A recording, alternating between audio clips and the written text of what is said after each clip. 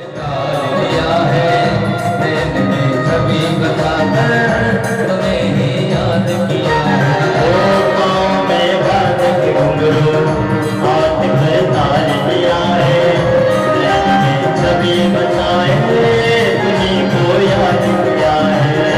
पाँव में बांध घुंघरू हाथ में तार लिया है मैंने सभी बताते तुमको ही याद किया है।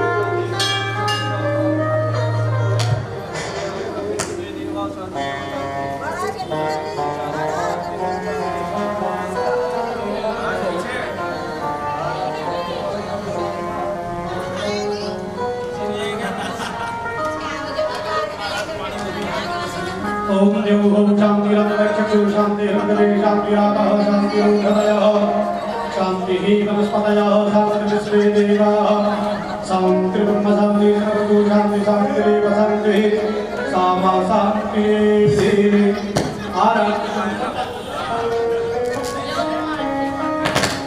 आराधित्यां क्रियां देवादिवन्दनात्मादिवन्दना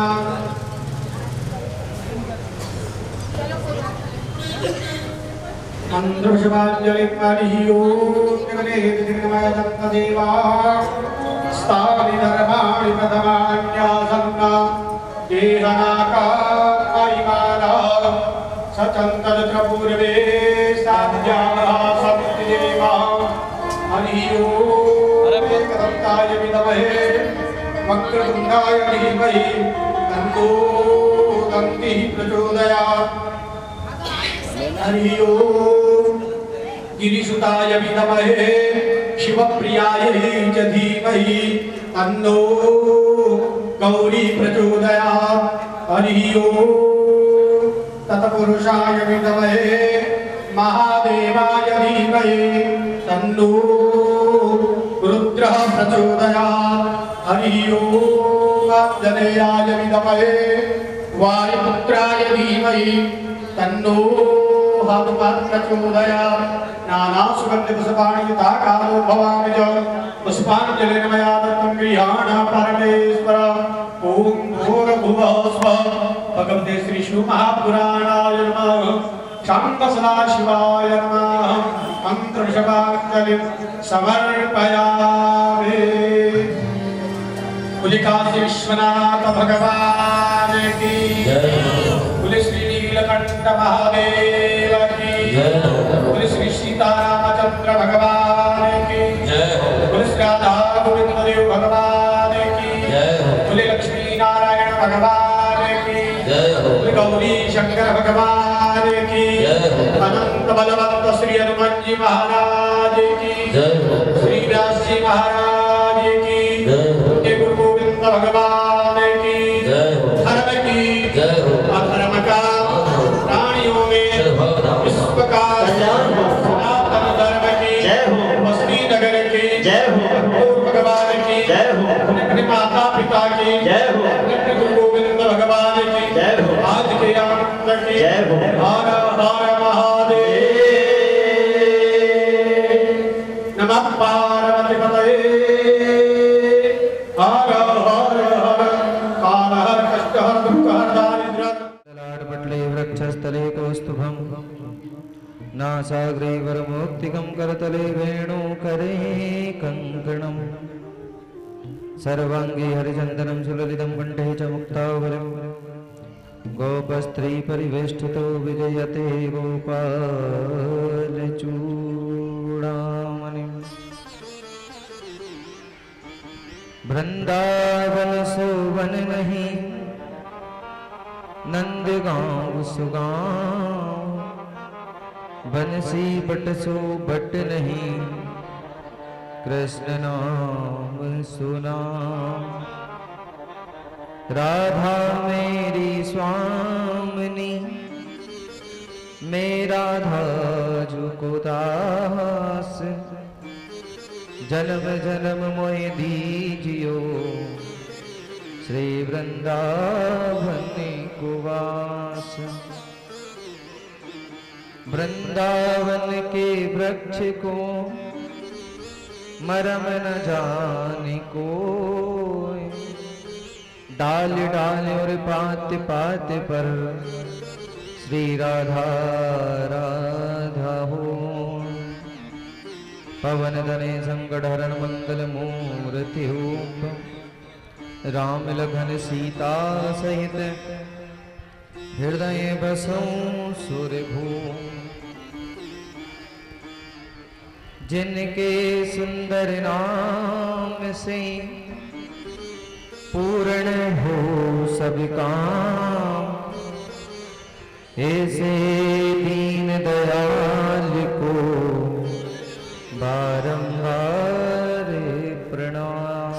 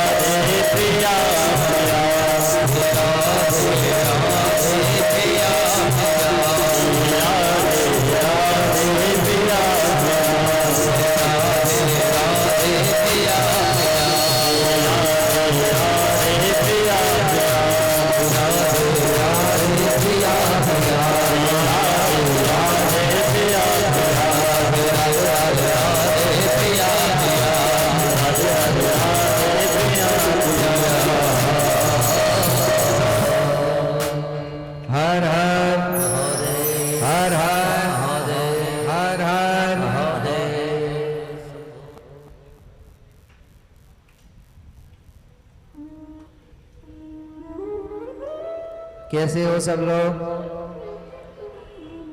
भोले की कृपा है। चाची जी आप कैसे हो? सभी अच्छे होंगे, परमात्मा की कृपा हो रही है। और भोले की फौज तो मौज कर ही रही है। भोले की फौज, भोले की फौज।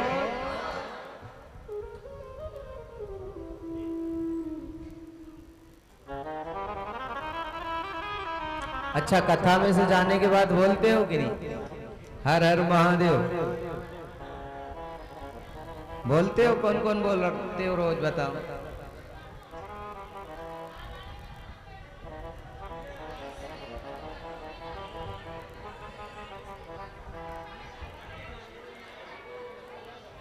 बोलते हैं रोज? अब बोलोगे कि नहीं कल के बाद? हाँ, हर हर हर हर। बड़ा ही पावन अवसर चल रहा है कि राधा कृष्ण मंदिर में शिव महापुराण का आयोजन हो रहा है।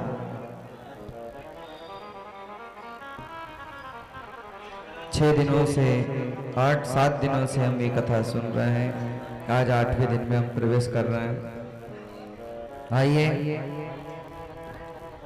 हमारे अनंत कोटि ब्रह्मांड नायक जगदेश्वर सर्वेश्वर सर्वाधिपति निकुंजेश्वर राधा रमण वादाहरण चिदाधार निर्विकार निरीह अकारण करुण करुणा वरुणालय भक्तवांछे, जिसकी दिव्यवांगमय मूर्ति शिव महापुराण दूर दूर से पधारे हुए संत जन, भक्तजन, विप्रजन, सुरतजन अथवा आयोजक संयोजक हमारे मंदिर के श्री आचार्य देवता पुजारी जी महाराज, उनके चरणों में भी प्रणाम। माता बहनों भाई बंधुओं के हृदय में विराजमान मेरे ठाकुर जी के चरणों में नमन। हमारे इष्ट देवता, कुल देवता, ग्राम देवता, नगर देवता, माता पिता के चरणों में सादर प्रणाम। आइए, सभी देवी देवता पितरों के चरणों में प्रणाम करते हुए आज की कथा को हम प्रारंभ करते हैं। क्यों ना शांत चित्त होकर के, मन को एकाग्र करके कथा को सुने। हर हर हर हर महादेव। तो कल की कथा से हमें यह मिला कि जिसका जन्म हुआ उसका मरना भी सुनिश्चित। कोई भी जन्म लिया है जिसने भी, चाहे वो पहाड़ हो, चींटी हो, जिसका जन्म हुआ है उसको एक न एक दिन इस संसार में जो भी वस्तु बनी हुई है उसे मिटना ही पड़ेगा। जाना है, सुनिश्चित है कि कोई आज गया, कोई कल गया और कोई जाने को तैयार खड़ा। कोई तो आज चला गया, कोई कल चला जाएगा और कई तो ऐसे हैं कि इस समय जाने के लिए ही खड़े होंगे। बताओ इस संसार में कितने लोग हैं, कहाँ है, कहाँ दुख है। देखिए जरा, सुनिए, अभी कई हजारों लोग, लाखों लोग अस्पताल में बैठे बैठे तड़प रहे होंगे। हाँ, अभी इसी समय की अगर बात करें तो अस्पताल में बैठे बैठे लोग तड़प रहे होंगे, भोग रहे होंगे अस्पताल को, अपने शरीर के दुख को। बताया गया है पुण्य की जड़ कहाँ है? पुण्य की जड़ पाताल में और पाप की जड़ अस्पताल। पाप की जड़ कहाँ है? जवानी भर पैसा पाप से कमाया, अब बुढ़ापे में उसी पैसे को अस्पताल में भरो महाराज। हर यही होता है ना, जिस पैसे के लिए जवानी भर भक्ता फिरता है उसी पैसे को बुढ़ापे में डॉक्टरों का भला कर दे देता है। तो कई लोग तो अभी ऐसे होंगे जो अस्पताल में बैठे बैठे तड़प रहे होंगे, और कुछ लोग ऐसे होंगे जो रेलवे टिकट ले रहे होंगे, लाइन में लगे होंगे, और कुछ लोग ऐसे होंगे कि बस स्टॉप पर बैठे होंगे, बस में बैठे होंगे, कई मार्केट में धक्का खा रहे होंगे। जीवन ऐसे ही जा रहा है हमारा। पर धन्य घड़ी वो बताई है रामायण में भी, धन्य घड़ी जब होए सत्संगा। तुलसीदास जी ने रामायण में लिखा है कि धन्य घड़ी वो होती है जिस समय मनुष्य कहीं सत्संग में जाकर के बैठ जाए तो ये समझना कि उसके जीवन का अनमोल समय उस समय बीता है। सदुपयोग समय का तब हुआ। ऐसे तो समय रोज निकल ही रहा है, कभी कल आता है क्या बताओ? कल आने वाला। एक दुकानदार ने अपनी दुकान पे लिखा था कि आज नगद और कल। एक गांव का व्यक्ति था तो बड़ा बेचारा भोला भाला था, अनपढ़। अब उसने सोचा कि आज तो नगद दे रहे हैं, कल देंगे उधार, तो कल आएंगे अब वापस। अब वो कल फिर आया तो फिर उसने पढ़ा कि आज नगद और कल।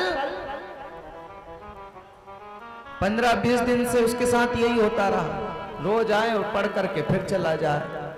दुकानदार ने कहा, ओ भैया कल कभी आने वाला नहीं है कि काल करे सो आज करे और आज करे सो अब, और पल में ब्रले होगी कब जब बऊरी करेगा तब। कल का काम हमें आज ही कर लेना चाहिए। और जब कभी अगर इच्छा हो, कोई हमें फोन लगा करके कहे कि भैया भागवत कथा हो रही है, शिव पुराण हो रही है, सत्संग चल रहा है, केदारनाथ जा रहे हैं, बद्रीनाथ जा रहे हैं, तो सारे काम छोड़ दो। ये मत कहो कि हम फिर जाएंगे, लेकिन हम यही कर कहते हैं।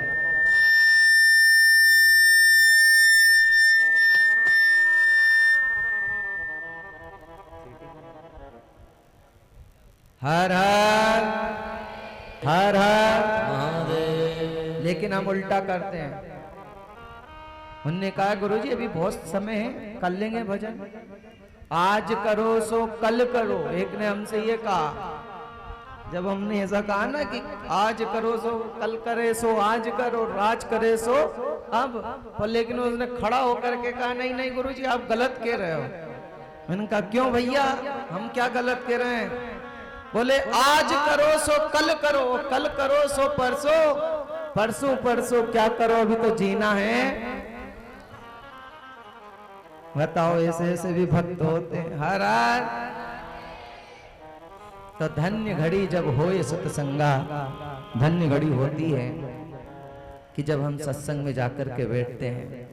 धन्य घड़ी हो जाती है वो जिस दिन हम ठाकुर जी के सामने जाकर के खड़े हो जाते हैं। कई ऐसे सामूहिक कार्यक्रम में हम अपना थोड़ा बहुत भाग दे देते हैं, जाकर के कथा सुन लेते हैं, पर लेकिन मनुष्य ये भी नहीं कर पाता।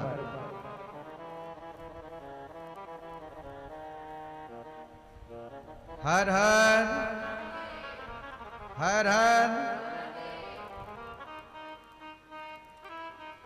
गोपाल कृष्ण भगवान की जय। कल से ही हमें तो बहुत बुरा लग रहा, आप लोगों को छोड़ के जाएंगे तो। हमारे भरत भैया कह रहे थे कि यहाँ के लोग कितने अच्छे हैं। हाँ? पर लेकिन कल तो आने दो।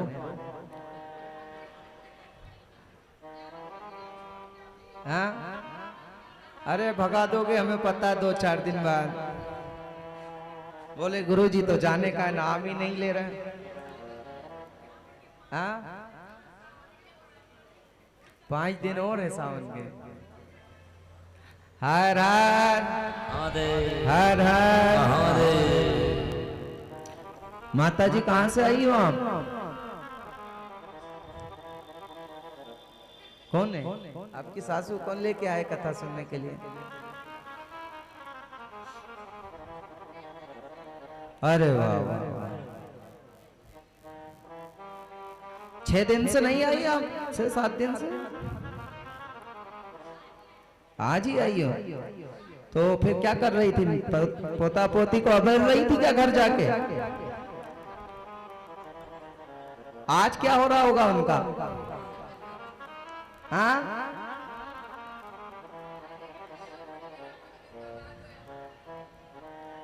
बड़ी विडम्बना है महाराज, इस उम्र में भी पोता पोती छूटो ना जावे। हाँ?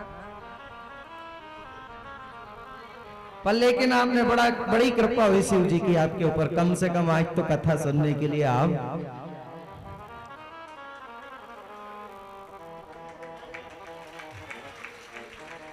हर हर हर हर महादेव।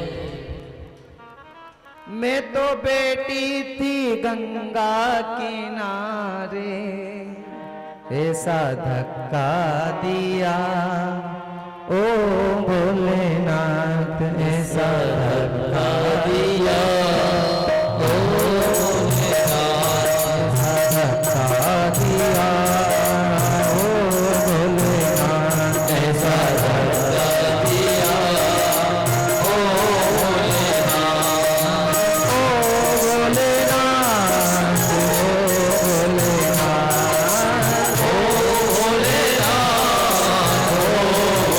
भोलेनाथ, ऐसा धक्का दिया ओ भोलेनाथ, ऐसा धक्का दिया ओ भोलेनाथ।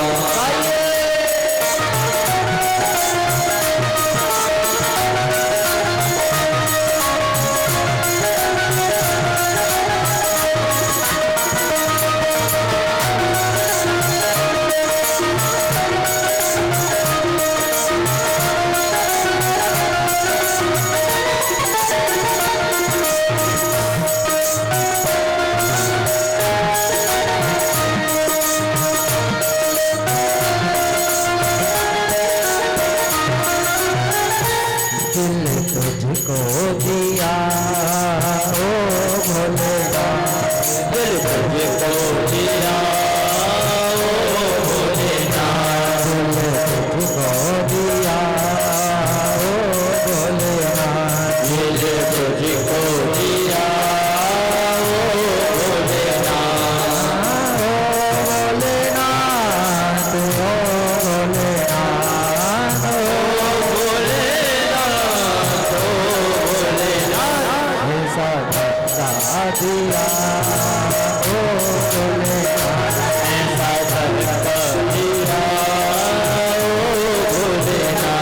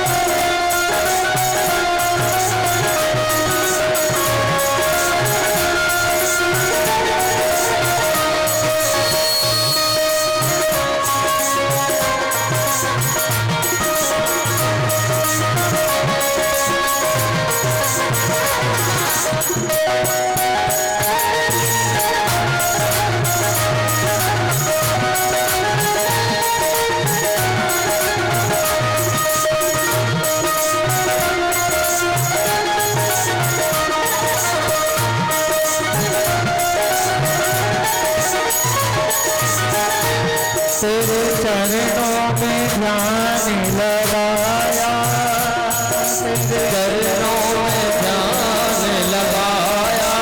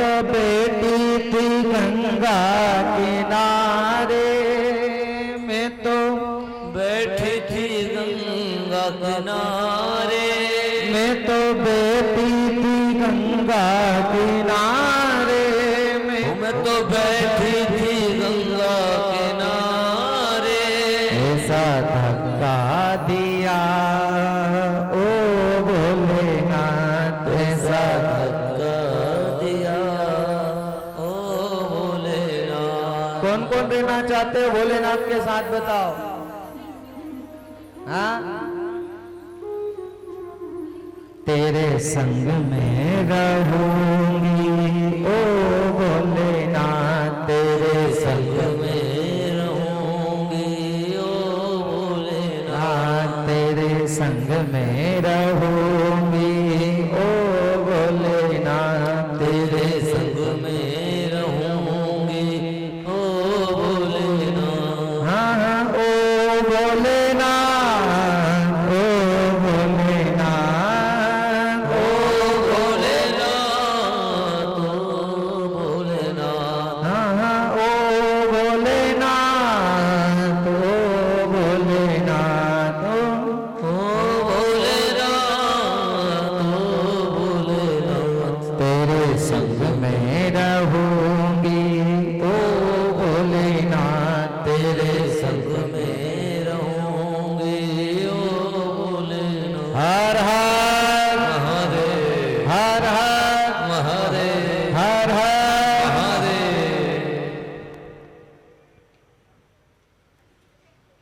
बस एक ही काम कर लो भोलेनाथ के पास जा करके।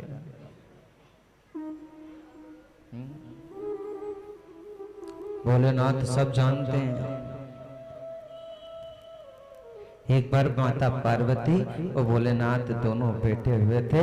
अब दोनों मंदिर में बैठे हुए थे तो पार्वती को एक बात अच्छी ना लगी, बिल्कुल नहीं लगी। पार्वती जी ने नंदी भोलेनाथ से कहा कि आप एक बात बताओ कि आप तो अंदर बैठे हो, वो बाहर किसको बिठा दिया? नांदिया को, नंदी को बिठा दिया। ये मुझे अच्छा नहीं लगता परमात्मा, नंदी को भी भीतर बिठाओ। हाँ?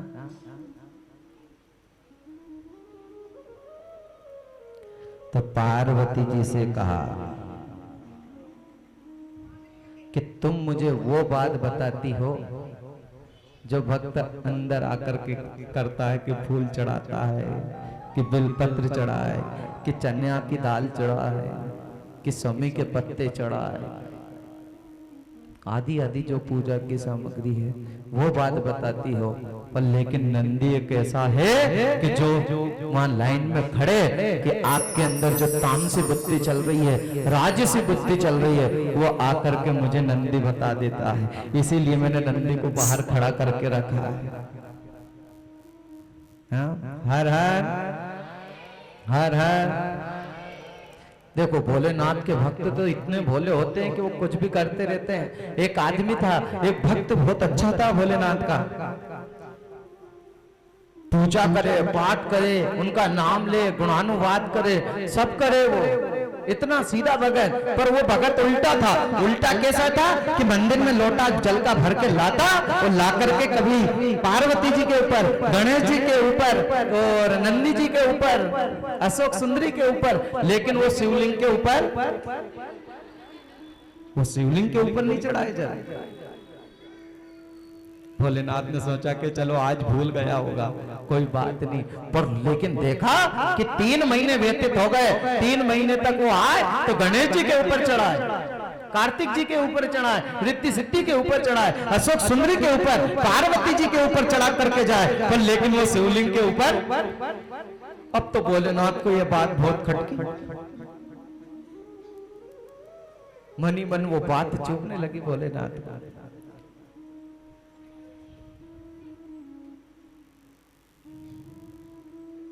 बुलाया नंदी जी को, क्या नंदी मेरे ऊपर जल क्यों नहीं चढ़ा? तेरे ऊपर चढ़ा है, पार्वती जी के ऊपर चढ़ा है, रिद्धि सिद्धि के ऊपर चढ़ा है, हाँ अशोक सुंदरी को चढ़ा है, लेकिन ये भक्त, वो भक्त मेरा है। किसका है? मेरा भक्त है। अब मान लो बीजेपी में और कांग्रेस में वोट दें, या कांग्रेस में है तो बीजेपी में वोट दें, हाँ? भक्त तो मेरा है पर जल आपको चढ़ा रहा है। हर हर नंदी, कुछ भी हो जाए आज तो अपने को उस भक्त के घर चलना ही पड़ेगा। कहाँ चलना पड़ेगा? आज उस भक्त के घर चलना ही पड़ेगा।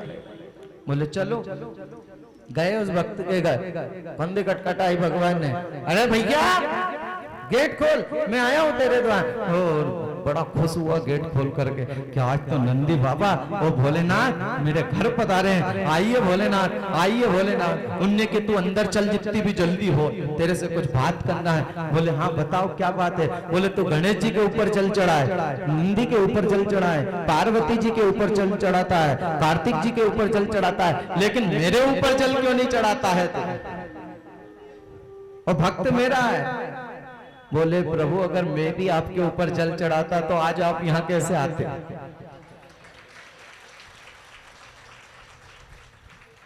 यहां कैसे आते?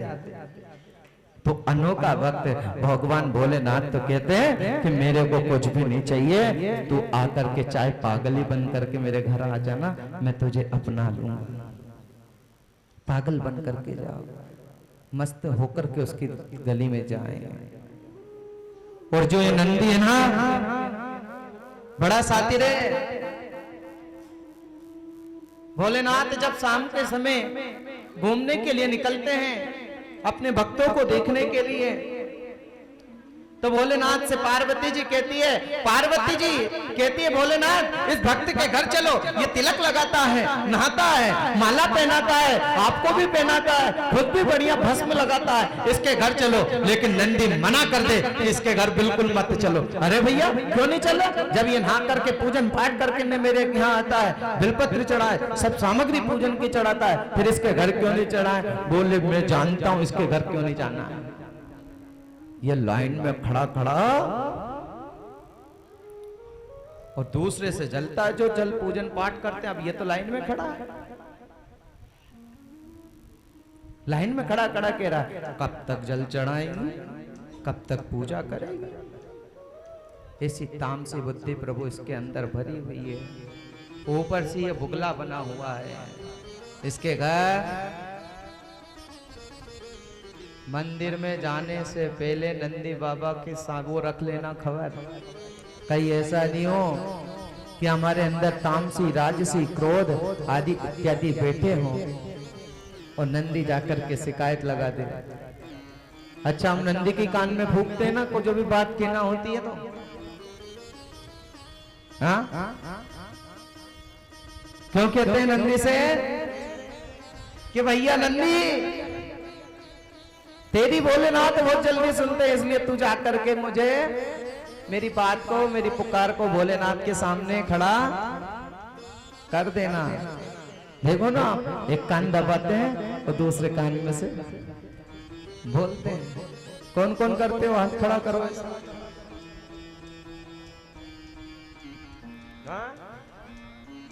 सब करते हैं पर लेकिन हाथ खड़े नहीं करेंगे। जहां भी नंदी दिखा एक कान दबाया और दूसरे कान में उन्होंने अपनी मनोकामना। अरे करो ना, हम भी करते हैं। नंदी तो है जो कुछ है।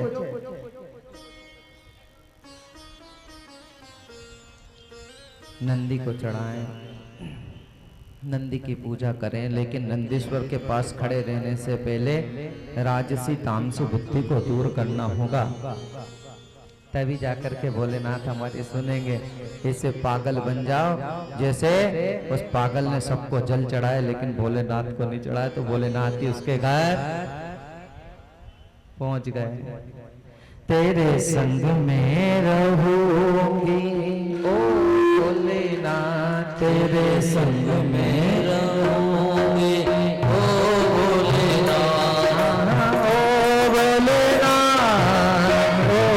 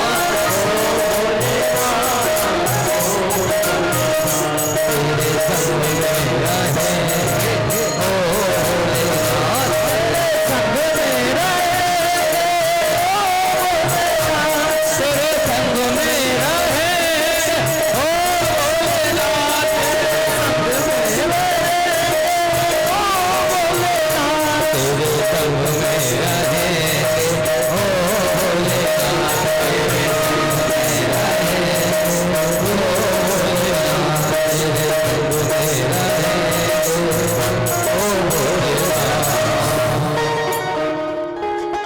हर हर महादेव, हर हर महादेव, हर हर महादेव। उसके पास कैसे भी पहुंच जाओ, किसी भी प्रकार से एक बार उसकी शरण में आ जाओ, उसके दर में आ जाओ, सारे कष्टों को तो वो हर ही लेगा। गोबर का कीड़ा देखा आपने? गोबर में कीड़ा होता है, गोबर में। वो फूलों का कीड़ा कौन है? भंवरा। गोबर के कीड़े की दोस्ती फूल के कीड़े से हो गई। किससे हो गई? भंवरे से। भंवरा उसके घर आया, गोबर के कीड़े के घर। तो उस कीड़े ने कहा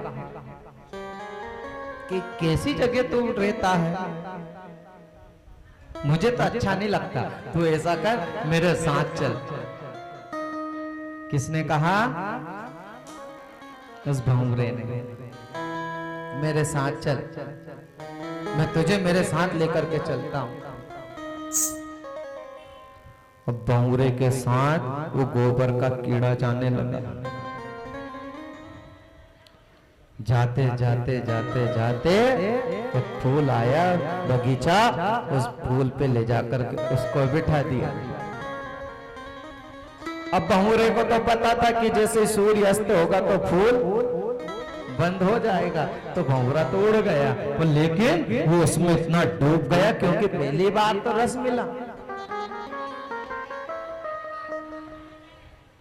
रस मिला, अब वो फूल बंद हो जाता है, तो रात भर कीड़ा उसमें रस का आनंद लेता रहा। सुबह माली आया, माली ने आकर के उस फूल को तोड़ा, और तोड़ करके बाजार में ले गया। तो किसी ने वो फूल खरीद करके कहां चढ़ा दिया?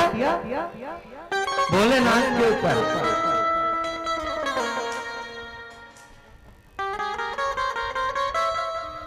भोलेनाथ के ऊपर चढ़ा दिया।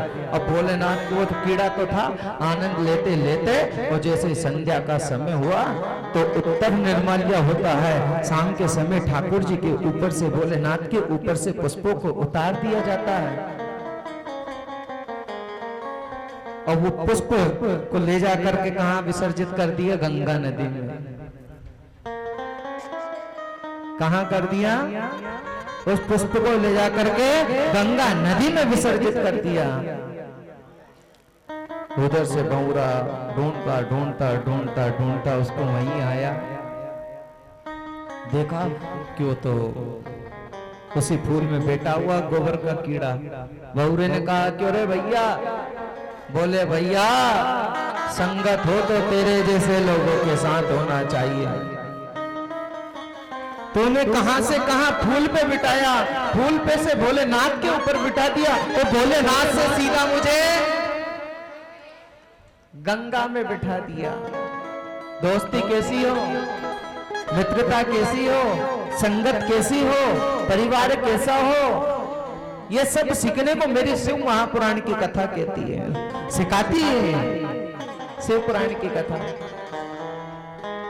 जहां परमात्मा की चर्चा ना हो,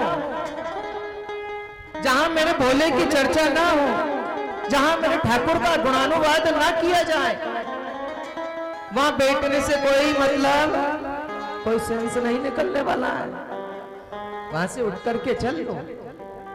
और जिस परिवार में भी ठाकुर की, भोलेनाथ की अगर आरती नहीं होती हो, दीपक अगरबत्ती नहीं लगाया जाता हो, वो घर घर नहीं है, वो घर शमशान के तुल्य हो जाता है। किसके तुल्य?